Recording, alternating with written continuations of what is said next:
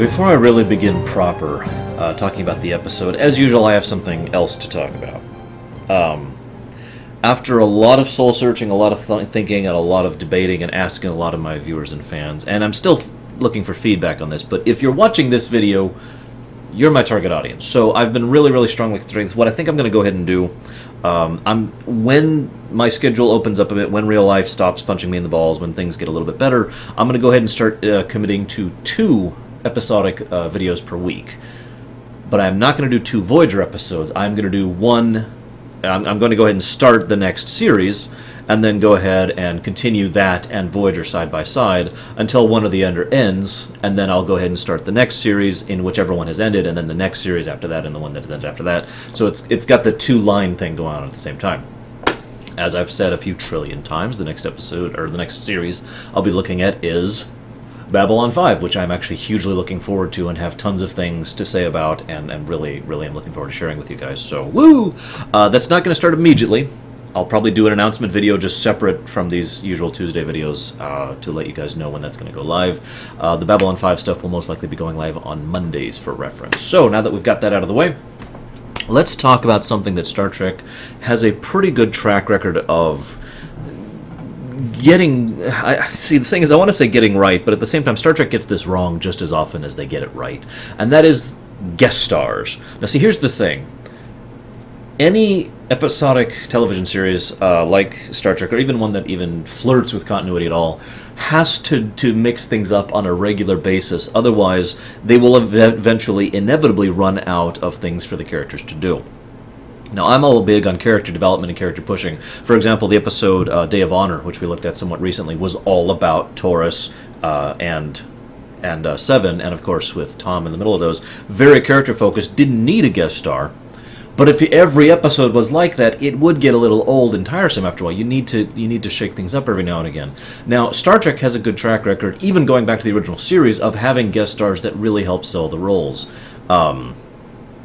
I really wish I could think of the name of that damned episode. There's an episode in the original series about Kodos the Executioner. I talked about this recently in unrelated work. And the guy who played Kodos, the guest star who played him, just nailed the part completely. Really helped sell that line. In TNG, whether John Delancey counts as a guest star or not is debatable. I would say he does. And that's one of the reasons why Tapestry, hell, that's probably one of the biggest reasons why Tapestry is so knock it out of the park amazing. But if you want something a little more, non-obvious than that, how about let's go with Best of Both Worlds, which had Commander Shelby, who did an amazing job of selling her role. An ambitious, driven female commander who very much was hungry for pushing her way up and taking the commander slot on the Enterprise and being at the forefront of the flagship, etc. She did a really good job of selling that role. And not that I like to talk about feminist topics, because I think too many people in this current day and age take feminism and just run into crazy land with it. It is worth noting that it was nice seeing a strong female lead who had no romantic entanglements with anything. The fact that she was female was almost irrelevant. No pun intended. But that was really good. They did a really good job of it, and the actress really nailed the part. You get my point. I could keep talking. There's a lot of episodes of DS9 that do this. The one with... there's actually 2 episodes, but both of them have to do with the doctor who discovered Odo. I can't think of his name. But that guest star, who I have tons of praise for in general, he did a good job in Voyager as well. He really helped sell that role, etc. Leyland Orser, which I may be pronouncing wrong, is the gentleman who plays Dejarin, the isomorphic projection in this episode. To say he nails it out of the park would be an understatement. Now, the funny thing is, before I keep talking about him in this episode, I just gotta say, Voyager in general has a surprisingly good track record for guest stars. Another episode that comes to mind immediately is The Thaw, where the guest star in that one guy, the gentleman who played Fear, forgive me for not knowing his name, he's a great actor, really sold the part and hit that perfect balance of exactly what it needed to be. Brad Dourif, who portrayed Suitor back in season 1, in season 2, also did an excellent job of selling, etc., etc. Voyager actually has a pretty decent track record with its guest stars. Ironic, considering it also has some of the worst guest stars I've ever seen. We haven't actually hit the episode I'm thinking of specifically yet. I forget the name of it. It's the one where there's the planet and time moves at a different rate there, and so Voyager's stuck on the planet, blah, blah, blah. Terrible guest stars in that episode. I'll talk about that later, though. Here's the thing, though. A great guest star can only do so much with a bad role. I've said this before, and I've said this again. It's a huge, massive gray. You could have a great actor and terrible lines and a terrible director, and they can somehow make it work. Or maybe a great actor can't do anything with terrible lines and terrible directing, because they can't salvage it, you know? Sometimes you have great directing and bad actor, and you can't or can salvage it. Sometimes you have great lines or bad lines, which can or can't be salvaged. You get how this works. It's a whole morass of gray, but on those rare occasions, you get a good actor, you get good director, and you have some good lines to work with, and it just flows. And this episode is a great example of that. Unfortunately, this is going to be another example of a situation like the episode Nemesis, which I just looked at, because I'm not sure I have that much to talk about other than to praise how incredibly good it is. This is definitely one of Voyager's better episodes, just like Nemesis was, in my opinion. Some really good stuff in Season 4. But I mention this especially because the director mentions how much of a treat it was to actually have Leyland Orser working with him. And he really does sell the part so well. And the thing is, he works beautifully alongside Roxanne Dawson and Robert Picardo. Both of them managed to have a unique amount of interaction and surprising amount of chemistry. For example, I'm skipping ahead in my notes here, but later on, B'Elanna just portrays an astonishing amount of diplomacy and understanding given how he's acting around her. And in fact, even when he went off in his rant, she didn't want to deactivate him or reprogram him. All she wanted was the ability to turn him off if she had to. That was a safety measure for her, which makes sense, and she thinks like an engineer. I like that because at the same time as she's portraying someone who is obviously trying to be understanding and diplomatic and working with this, she, at the same time, in the exact same portrayal, shows us someone who is terrified of the situation that she's in and is showing genuine fear at this person. Because of course she is, you know, but she never lets that fear overwhelm her until it gets to the point where it's literally life-threatening. It's a good balance. And so good stars, good guest star, good directing, great lines, it all works beautifully. In fact, let's go ahead and lead that into my next thing. Leyland Orser's portrayal is a unique blend of a psychotically insane, what I usually refer to as psychotic rage. That's not the medical term. I forget the medical term. It doesn't matter. I haven't looked it up before this. It basically boils down to someone who has severely out of proportion reactions, usually in a violent and angry manner, towards mild internal stimuli, or external stimuli. So, you know, you bump me along the road and I bash your head in, you know, that kind of a thing. Again, what I usually refer to as psychotic rage, because one of the key points of psychotic rage is it is an imbalance. There is something wrong with a person who has that from a medical perspective. And indeed, in this case, it is pretty much proven that Orser, despite all of his genuine and legitimate grievances, is actually malfunctioning. He is actually programmed wrong. File that away in the very back of your mind for an episode that'll be coming up much, much later. We're talking like Season 6, or excuse me, Season 5, I believe, is when that episode's coming. But think about that in the back of your mind. He was malfunctioning, and so that's why he was the way he was. At least, the way he was exaggerated. It is very likely that his personality was more or less the same that it was already. It's just he took that step to blindly murdering people as a result of that instability. But anyways, in addition to that, though, he portrays that as a child. Someone who is inexperienced, specifically. Not a child as in, but a child as in someone who has no experience, has no life function, doesn't really know or understand things, is simply running off of the most basic definitions in order to justify and continue their life. And the way it works, it's such a beautiful blend of that childish and that insane. And I love it when twice in the episode he actually goes on a no. The sheer denial of it, the sheer no, I am right, I have to be right, I have to be right. You know, that kind of a thing was amazing. And the way he shakes, it's actually harder than it looks to shake like he does in this episode. Watch it sometime. I'm actually gonna, at the end of this, you know, I'll put a little clip of the show at the end. I'm going to put a little clip of my favorite scene of this episode, which is what I usually do, my favorite scene of the episode, right at the end. Watch that. Watch the way he shakes while he's doing that. And that one scene is also the definitive thing that really defines his character and shows just how screwed up he is. Because immediately after ranting and screaming and shaking with violent rage at B'Elanna, he backs up and starts apologizing in a very quiet and timid voice. And he pulls himself in, and his whole body language is just how he is repulsed. He is feeling so much revulsion at what he has been doing, how he's been acting. That's the hidden layer of this episode, by the way. The obvious layer is obvious. He is disgusted by organics.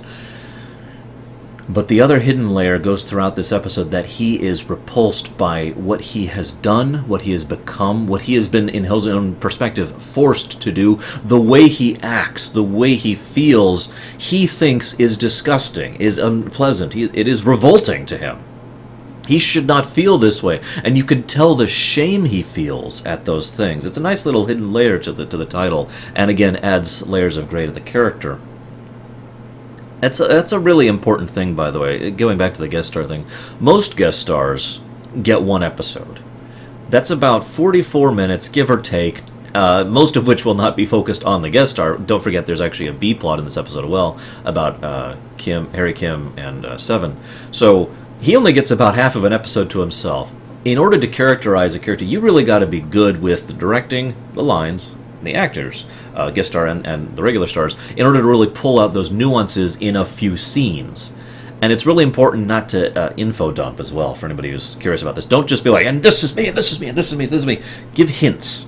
Give little tidbits. Don't ever say, and I like Shakespeare. No, imply it. The way they talk, the way they move. Give those little subtle nods. It helps flesh out a character in a shorter amount of time. It's a very fundamental way to do show don't tell when it comes to directing, and they do a great job of it in this episode. Now, one other thing I got to give huge props to, though, to Leyland Orser specifically. He had 4 days to do this episode, the whole episode. That includes, all the makeup he had to put on, the data makeup they did for him, and the actual shots and all this stuff. Bam, bam, bam, bam, bam. 4 days to do the whole episode. If that doesn't sound insane, then I don't know what else to tell you. That is nuts. And I got to give him huge props for managing this kind of a performance in that kind of a time. It is worth noting he actively wanted this job. He was offered a slot on Star Trek, and he said, yes. Can they do it in my schedule? Because he was super busy with movies at the time. And so he was like, I've got 4 days here. And they said, we'll do it in 4 days. We'll make it work. Props to them. They really did. So let's go ahead and, I have a big note here about the Doctor versus Djarin. I think I'm going to save that for last. Let's talk about the Tuvok scene, which I think is a great scene and really shows off this director's chops overall. It's not a one-shot, it's actually a two-shot, but the whole point is the camera goes from here to here to here to here to here to here to here, and then the scene cuts. That's all one shot, one take, which is harder to do than it sounds, because any screw-up and you got to redo the whole thing, or except doing edits. But it also flows very naturally. At no point in time did it feel like a lot of those kind of shots where, frankly, the directors are doing it to show off. There's several directors who specifically do those kind of shots, especially in movies, because they want to show off, because it's their style or their shtick or whatever. Making it flow naturally as if those are the events that are actually happening, that's pretty good, and they did a pretty good job of that. In addendum, I like the fact that Tuvok, at the end of the whole thing, after the end of the whole live long and prosper gag, gives this speech, everything's great, I'm going to do the best I can, thank you for the promotion, live long and prosper. That is so Vulcan. I don't want to get into a huge discussion about Vulcan. Suffice it to say that I've always loved the fact that when portrayed and written properly, a Vulcan understands humor, and even appreciates it. They just don't usually indulge in it.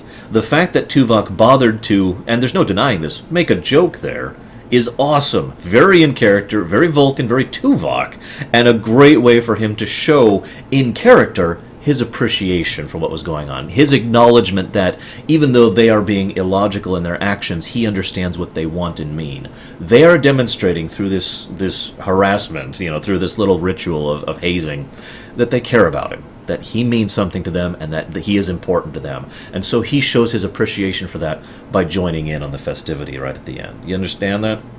And I love that, because Vulcans have always had a deep understanding and appreciation of appreciation. They very much value friendships and relationships and professional interactions, coworkers, etc. That's always been true, and I really like how they did that.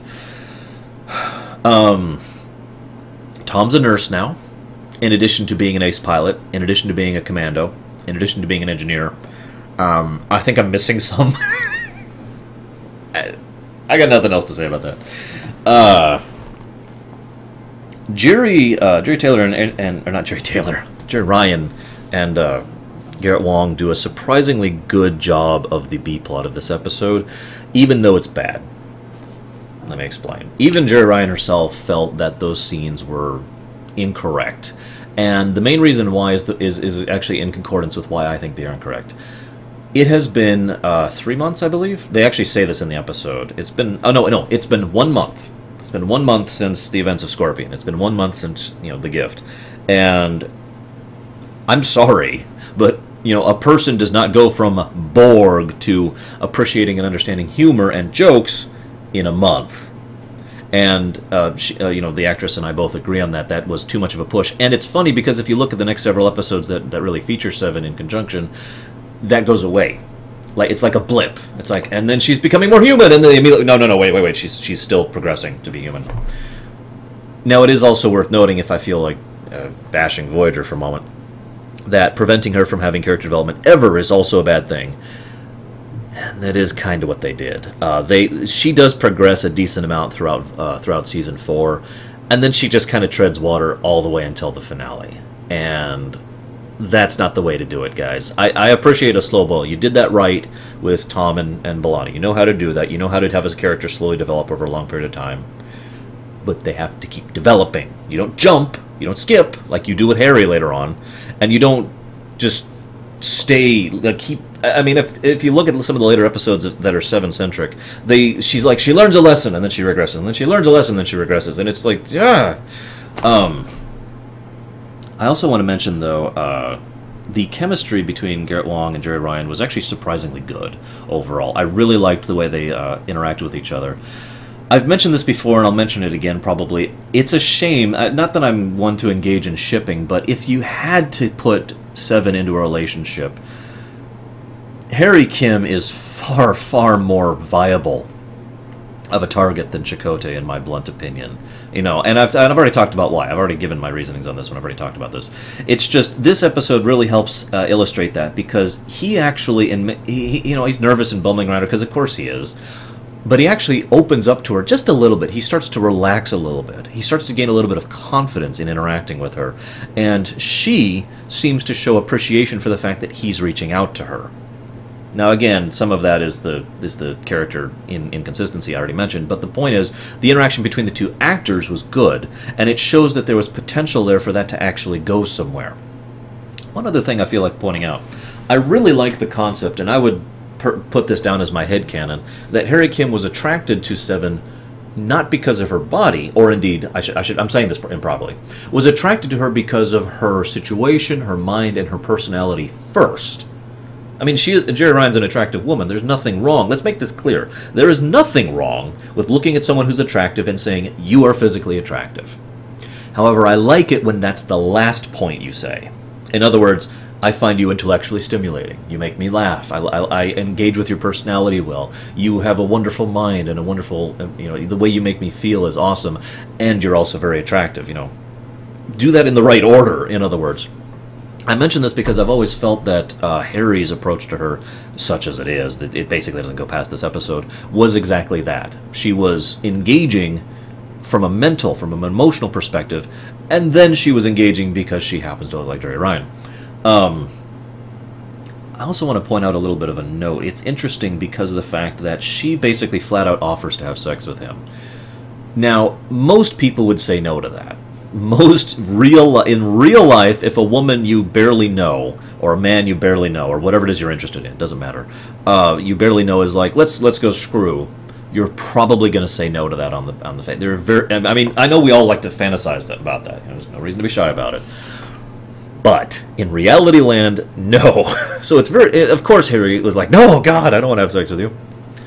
But at the same time, I find it interesting because I feel like that is demonstrating my point for me. That for him, he was still building up to that.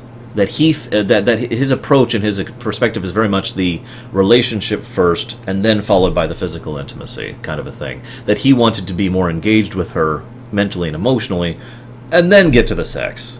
It's just the impression I get. Feel free to disagree with me. As always, leave comments. I love them.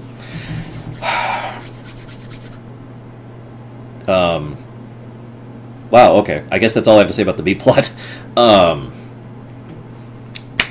It's impossible to discuss Voyager without really getting into the holographic question. And I mention it that way because it's actually a multi... It's several different things and several different points, several different issues. Holographic rights is most often what it's summarized as, but it also has to do with what are the holograms? How are the holograms?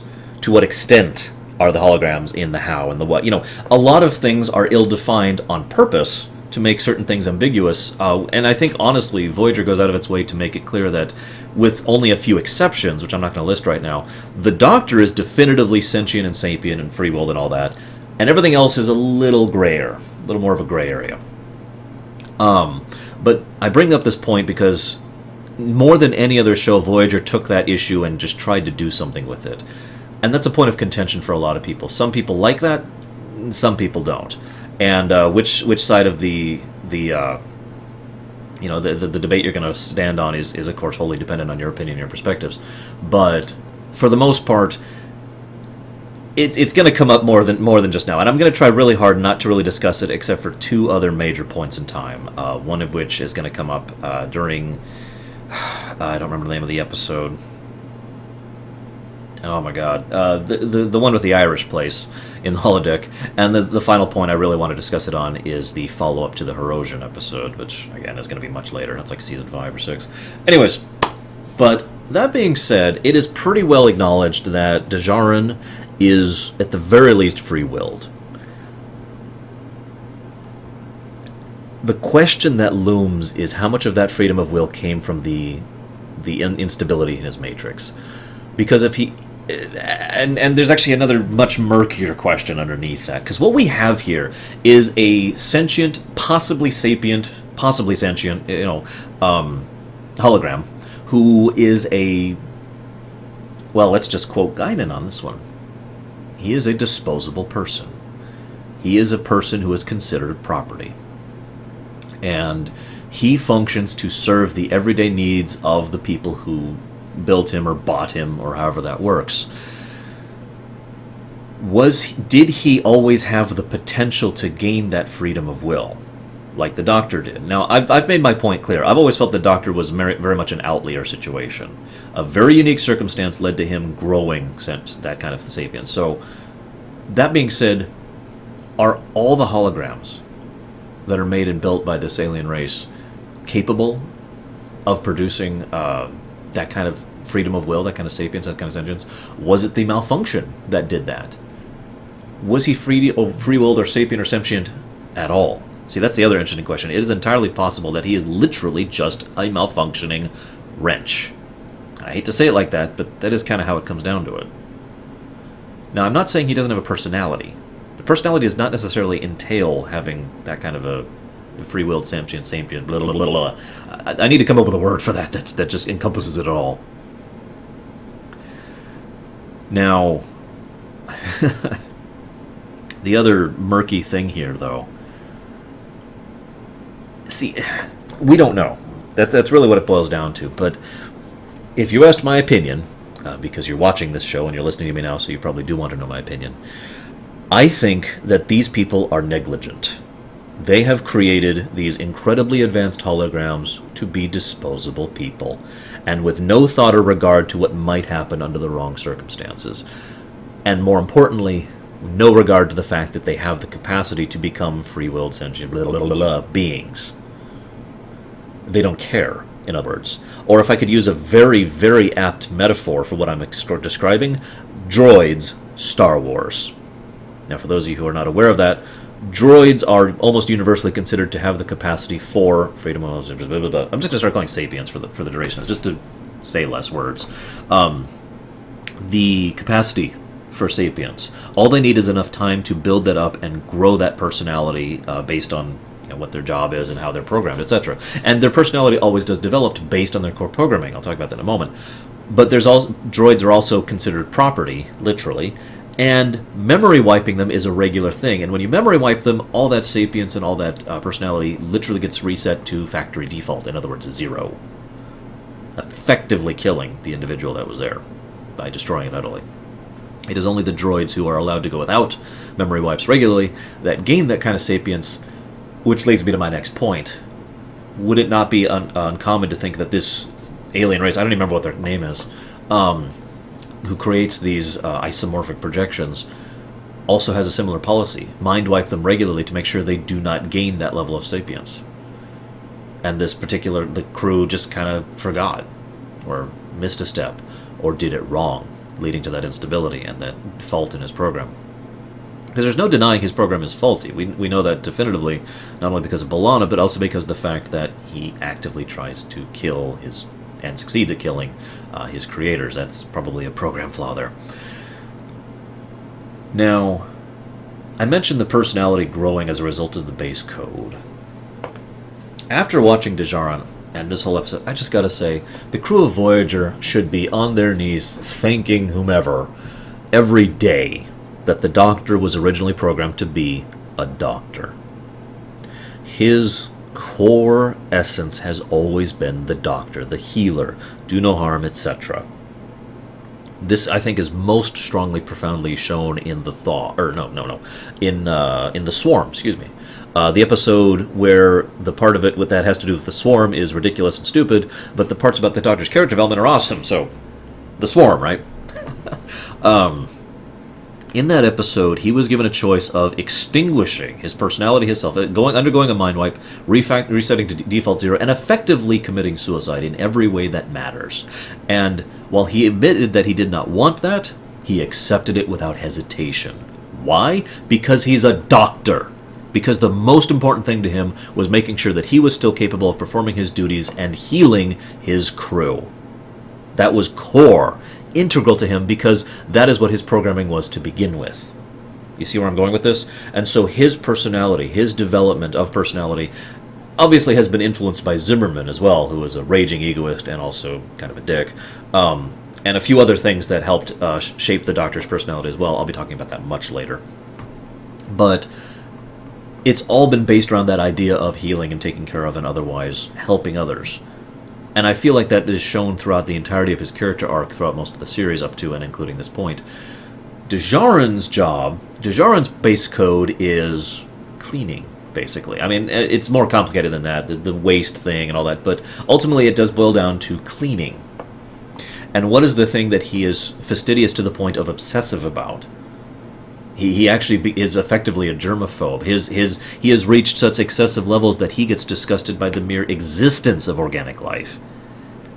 And again, I feel like that personality and that development kind of happened as a result of his base code, which again brings me to my first point.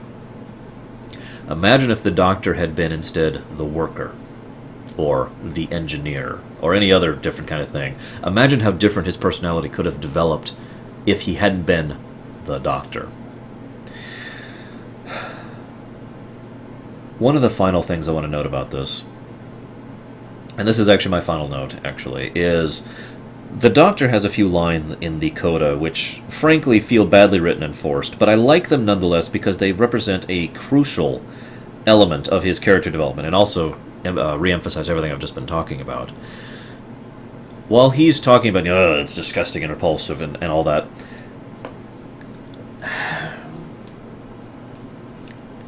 I don't really have a simpler way to say this. The Doctor was experiencing intense revulsion at Djarin's actions. He saw another hologram and just how bad that could go, and he, the Doctor, was disgusted, revolted by what he did, murdering and hurting and trying to just... no, he was so disgusted by it that I feel like that was a necessary step in his character growth, the natural way for him to progress into, as he himself puts it, a more organic mindset. The idea of being more comfortable and looser with the restrictions and rules. We'll see how well this pans out throughout the rest of the season. But this has often been considered arguably one of the final points of his character arc. Honestly, the climax of which is most likely that episode I mentioned I'll be talking about in the future. I can't remember the name of it. It's the one where he goes back to Earth. Great episode. Loved it. Can't wait to watch the next one. I don't even remember what it is, but I like season 4 is just all sorts of good stuff, so I'm looking forward to it. I'll see you guys at the next one. Live long and prosper. Long and prosper. Live long and prosper. You couldn't possibly understand how I feel. You're organic. You exist apart from your ship. I understand how you feel. I'm sorry, I didn't mean to offend you. You're the one who's trapped, not me.